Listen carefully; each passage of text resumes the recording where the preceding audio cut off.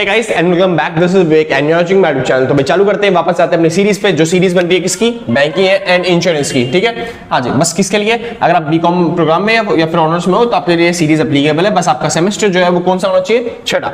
तो शुरू करते हैं, चैप्टर नंबर 16 पे आते हैं, जिसका नाम है understanding the annual report of non life insurance company. कोई अगर नॉन लाइफ इंश्योरेंस कंपनी है तो उसकी फाइनेंशियल रिपोर्ट कैसे बनेगी और किस तरीके से मेंटेन की जाएगी, तो उसके बारे में सीखेंगे। ठीक है, हाँ जी। तो मतलब ये जो चैप्टर है बहुत आसान है। इस चैप्टर में मतलब कि जितनी भी बातें हैं ना वो सारी की सारी आपने पहले ही पढ़ रखी हैं। वो भी कौन से चैप्टर में, या भी चैप्टर चल रहा है 16। इससे पहले आपने जनरल इंश्योरेंस के बारे में सीखा था और उससे पहले जो सीखा था यानी कि चैप्टर नंबर 14 में। तो जो चैप्टर नंबर 14 था ना वही पूरा चैप्टर उठा के दोबारा से ये दे रखा है, एक ही चीज को आप बार बार पढ़ रहे हो। सिंपल है ना, मतलब जो इस चैप्टर में है वही चैप्टर 14 में आपको बार बार करने की जरूरत नहीं है, सेम ही टॉपिक है। बस दिक्कत वाली बात कहां पे आएगी, सुनिए। ये जो कंपनी है, मतलब ये जो एनुअल रिपोर्ट हम पढ़ने जा रहे हैं वो किसकी होगी, नॉन फाइनेंशियल कंपनी की। एक होती है फाइनेंशियल कंपनी की एनुअल रिपोर्ट जो कि हमने, सॉरी फाइनेंशियल बोल रहा हूं, एक होती है लाइफ इंश्योरेंस कंपनी की एनुअल रिपोर्ट जो कि हमने चैप्टर नंबर 4 में पढ़ी थी, और ये है नॉन लाइफ इंश्योरेंस कंपनी की एनुअल रिपोर्ट, यानी जो जनरल इंश्योरेंस करते हैं ना, हाँ जी, उनकी रिपोर्ट है। तो उसको पढ़ेंगे चैप्टर नंबर 16 में। ज्यादा कोई डिफरेंस नहीं है, बिल्कुल सेम डिफरेंस है। बैलेंस शीट में बस एक जगह पे डिफरेंस आएगा, वो कि मैं सिखाऊंगा मैं नहीं, क्योंकि बैलेंस शीट जो है आपके एग्जाम में आती नहीं, और यहाँ पे बहुत समझाना बहुत ज्यादा मुश्किल है। ठीक है, क्योंकि पूरी बैलेंस शीट बनी नहीं पाएगी। Simple sir. तो शुरू करते हैं, और शुरू करने से पहले सर ये आपकी आखिरी वीडियो है बुक की, और अगर आपने ये वाली वीडियो देख ली तो आपका पूरा जो है मतलब पूरी बुक जो है वो खत्म हो गई है। सिंपल है, इसके अलावा कोई वीडियो नहीं बनने वाली। हाँ, अगर आप चाहो तो ट्राई कर लेना, पढ़ लेना अपना पास्ट ईयर्स के क्वेश्चन, उससे ज्यादातर हेल्प मिल जाएगी आपको कि एग्जाम में कैसे कैसे क्वेश्चन आते हैं और कैसे कैसे आपको अटेम्प्ट करना पड़ेगा। ठीक है, चलो फिर। और अगर किसी को नोट्स परचेज करने हैं तो इस नंबर पर कांटेक्ट कर लेना। ठीक है, बाकी डिटेल आपको पता ही है, पहले आपको बता रखी है। ठीक है, डिस्क्रिप्शन के अंदर लिख दे रखा है, फटाफट से जाइए, सब चीज होगा। आपको जो भी चैप्टर पढ़ना है, जो भी बुक्स खरीदनी है, पीडीएफ परचेज करनी है, सारे डिस्क्रिप्शन के अंदर है, चेक करिए फटाफट से। शुरू करते हैं। तो बात आती है सबसे पहला टॉपिक इसके अंदर, accounting regulations and financial statement. यानी कि जब आप क्या बोलते हैं, जो नॉन लाइफ इंश्योरेंस कंपनी है वो अकाउंट्स की एंट्री करने जाती है या फिर अकाउंटिंग प्रीपेयर मतलब अकाउंट्स प्रीपेयर करती है, तो फिर उसको कौन सी डिटेल माननी पड़ेगी या फिर उसको कौन से रूल्स एंड रेगुलेशंस फॉलो करने पड़ेंगे। ठीक है, ये चीज हम पहले पे कर चुके हैं। यानी कि मैंने बताया था, अगर कोई लाइफ इंश्योरेंस कंपनी है तो फिर वो सेक्शन ए को फॉलो करती है, और अगर कोई चलते जनरल इंश्योरेंस वाली कंपनी है तो वो सेक्शन बी को फॉलो करेगी। वही बात मैंने यहाँ पे रखी है। अकाउंटिंग आईआरडीए के हिसाब से, आईआरडीए बता चुका हूं पहले क्या होता है। ठीक है, इंश्योरर की जो कंपनी है, इंश्योरर मतलब जो कंपनी है जो लाइफ इंश्योरेंस करवाती है, तो अगर लाइफ इंश्योरेंस वाली कोई कंपनी है वो सेक्शन ए को फॉलो करेगी, जनरल इंश्योरेंस वाली कोई कंपनी है तो वो सेक्शन बी को फॉलो करेगी। और जितने भी अकाउंट्स बनाए जाएंगे वो अकाउंटिंग स्टैंडर्ड्स के हिसाब से, वो भी किसके, आईसीआई के अकॉर्डिंग, जो भी अकाउंटिंग स्टैंडर्ड आपको दे रखे हैं उस अकाउंटिंग स्टैंडर्ड के हिसाब से आप अकाउंट्स मेंटेन करोगे। अकाउंट्स में क्या क्या चीजें आती हैं, पहली चीज प्रॉफिट एंड लॉस अकाउंट, दूसरी चीज क्या बोलते हैं बैलेंस शीट, ठीक है, तीसरी चीज ट्रेडिंग अकाउंट, ठीक है, चौथी चीज डिविडेंड का अकाउंट, पांचवी चीज जनरल इंश्योरेंस का अकाउंट। तो जितने भी इंश्योरेंस आते हैं वो सारे के सारे आपको किसके अकॉर्डिंग फिल करने हैं, मतलब भरने हैं, बनाने हैं, वो आईसीआई के अकाउंटिंग स्टैंडर्ड के हिसाब से। शुक्र है, हाँ जी। बस कुछ चीजों को छोड़ के, जैसे अकाउंटिंग स्टैंडर्ड जो 3 है उसको छोड़ के, अकाउंटिंग स्टैंडर्ड 3 किसका है, कैश फ्लो का। तो कैश फ्लो जब आपने सीखी हुई तो आपने 2 मेथड सीखे होंगे कैश फ्लो के, पहला डायरेक्ट मेथड और दूसरा इनडायरेक्ट मेथड। तो आपको इनडायरेक्ट वाला यूज नहीं करना, यहाँ पे केवल डायरेक्ट मेथड यूज करना है, जो कि आप 12वीं से पढ़ते आते हो, है ना भाई। चलो ठीक है, और यहाँ पे अकाउंटिंग स्टैंडर्ड 13, अकाउंटिंग स्टैंडर्ड 13 किसका है, अकाउंटिंग स्टैंडर्ड 13 है इन्वेस्टमेंट का, अकाउंटिंग फॉर इन्वेस्टमेंट। ठीक है, तो वो नॉट एप्लीकेबल होगा, यानी कि वो बनाने की जरूरत भी नहीं है आपको। अकाउंटिंग स्टैंडर्ड मतलब इन्वेस्टमेंट के लिए आपको बनाने की जरूरत नहीं है। ठीक है, हाँ जी। बस ये 2 चीजों को छोड़ के बाकी आप जो है जितने भी अकाउंट्स प्रीपेयर करोगे वो अकाउंटिंग स्टैंडर्ड आईसीआईसी के हिसाब से होने चाहिए।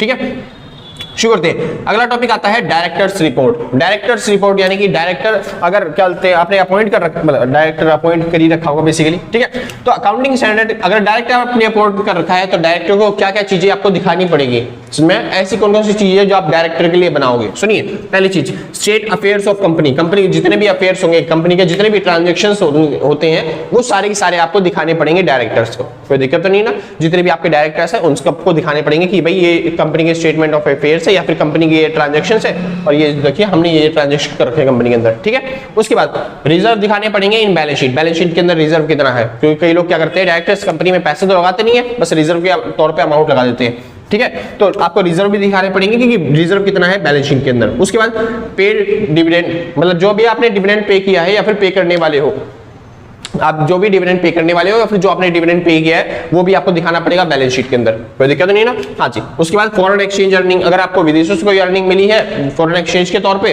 तो वो भी आपको दिखानी पड़ेगी किसके अंदर, बैलेंस शीट के अंदर। मतलब डायरेक्टर्स रिपोर्ट के अंदर क्या है कि आपको डायरेक्टर्स को जो जो चीजें दिखानी है वो सब चीजें नेसेसरी जो होनी चाहिए उसके अंदर, ठीक है, बैलेंस शीट में। शुरू करते हैं। लास्ट तीसरा टॉपिक आता है common disclosure of directors report. जो डायरेक्टर्स की रिपोर्ट है उसका डिस्क्लोजर कैसे किया जाएगा, यानी डायरेक्टर क्या क्या देखना चाहेंगे, यानी कि जो यहाँ पे तो दिखानी पड़ेगी ये चीजें नेसेसरी बोलती, लेकिन कुछ इसके अलावा भी चीजें होती हैं जो कि दिखाना जरूरी होता है, लेकिन वो क्या बोलते हैं दिमाग से स्लिप हो जाती है कि भाई ये भी चीजें दिखानी है नहीं दिखानी, तो वो चीजें हैं ये दिखानी ही पड़ती हैं, कुछ लोग भूल जाते हैं, तो ये कॉमन चीजें हैं जो आपको दिखानी पड़ेंगी। पहली चीज कंपैरेटिव परफॉर्मेंस एनालिसिस। याद है आपने 11वीं 12वीं में अगर पढ़ा होगा अकाउंटेंसी के अंदर आपने एक प्रोजेक्ट फाइल बनाई होगी, बनाई थी, ठीक है। तो प्रोजेक्ट फाइल के अंदर भैया,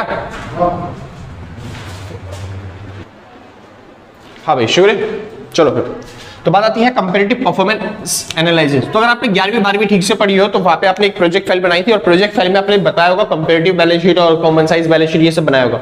अगर आपने नहीं भी पढ़ी तो 12वीं के अंदर आपके अकाउंट्स की 3 बुक थी, याद है आपको, ठीक है। और अकाउंट्स की 3 बुकों में से जो लास्ट वाली बुक थी फाइनेंशियल स्टेटमेंट वाली, करिए इतना याद नहीं रखते हम लोग, हाँ जी।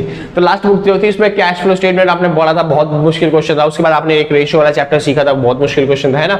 लेकिन उससे पहले जो छोटे छोटे 3 जो चैप्टर हुआ करते थे, आपने कंपैरेटिव बैलेंस शीट और कॉमन साइज बैलेंस शीट ये सब सीखी होगी उस टाइम पे, हाँ जी।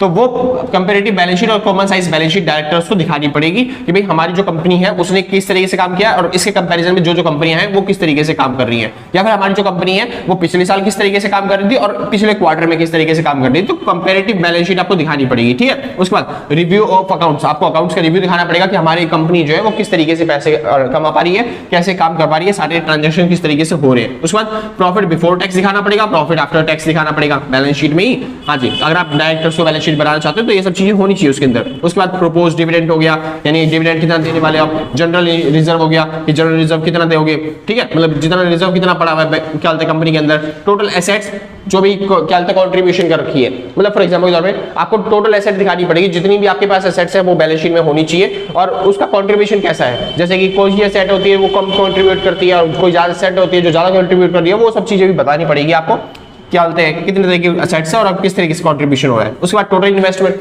आपको टोटल इन्वेस्टमेंट बतानी पड़ेगी, आपके पास कितनी कितनी इन्वेस्टमेंट है और उनका पोर्टफोलियो दिखाना पड़ेगा कि भाई किस इंसान ने किस तरीके से अपने इन्वेस्टमेंट करवा रखी है अपनी कंपनी के, ठीक है। उसके बाद सोल्वेंसी मार्जिन, यानी कि जो भी आप प्रोडक्ट बेचते हो तो उसमें आपका मार्जिन कितना आता है या फिर क्या कोई भी दिक्कत होती है तो वो मार्जिन कितना होना चाहिए प्रॉफिट के लिए।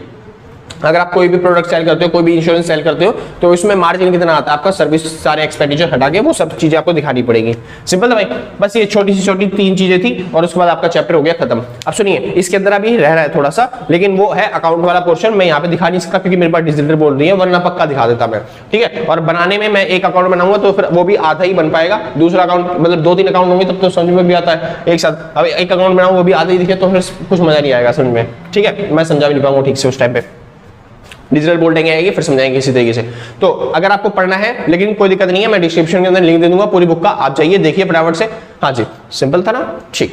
तो डिस्क्रिप्शन के अंदर लिंक दे रखा होगा, आप आराम से देख के पढ़ सकते हैं। उसके अंदर ज्यादा कुछ है नहीं और पेपर में ऐसा कोई क्वेश्चन आता भी नहीं है कि आपको पढ़ने की जरूरत पड़े। उसके अंदर एक प्रॉफिट एंड लॉस अकाउंट होगा कि कैसे प्रिपेयर करते हैं, एक बैलेंस शीट होगी किस तरीके से प्रिपेयर करते हैं और कुछ रेशियोज होंगी कि वो किस तरीके से निकालेंगे, ठीक है, यानी कि मार्जिन रेशियो और ये सब चीजें रेशियो वो किस तरीके से निकालेंगे। मैंने कभी देखा ही नहीं इनमें से कोई क्वेश्चन आते हुए और ना ही शायद आता भी है, मतलब ना ही जाता है उसमें से क्वेश्चन, ठीक है। तो बस इतना सा था जो आपका ये वाला 16वां चैप्टर और यहाँ पे खत्म होता है आपका पूरा चैप्टर, पूरा फाइनल मेरी तरफ से, और पूरी बुक आपकी खत्म हो चुकी है, ठीक है। बस पास्ट ईयर्स के पेपर की तैयारी कर लेना, तो बस खत्म। तो आज आपको वीडियो अच्छा लगी हो तो लाइक शेयर सब्सक्राइब करके पक्का जाना, और अगर आपको ने पहले से कर रखा है तो सच बता रहा हूं सर, दिल से, कलेजों से, गुर्दों से, फेफड़ों से, शरीर के अंग अंग से थैंक यू है, ठीक है। जो मेरा गला दुखा हुआ था ना कल, आज ठीक हो गया आपकी दुआ से, तो उनसे भी थैंक यू है आपको, ठीक है। तो और आपने नहीं कर रखा तो कोई दिक्कत नहीं, आराम से बाद में कर दियो, कोई आफत नहीं आ रही है। हम भी यही हैं, आप भी यहीं मिलते हैं आपके एग्जाम के बाद। तो आज के लिए बस नहीं मिलते हैं, कल सेम टाइम सेम अगले दिन, और टाटा बाय बाय, ठीक है। चलो जिसको नोट करना है नोट कर लेना भाई, ठीक है। लो जी फोकस कर दिया, चलो बाय बाय।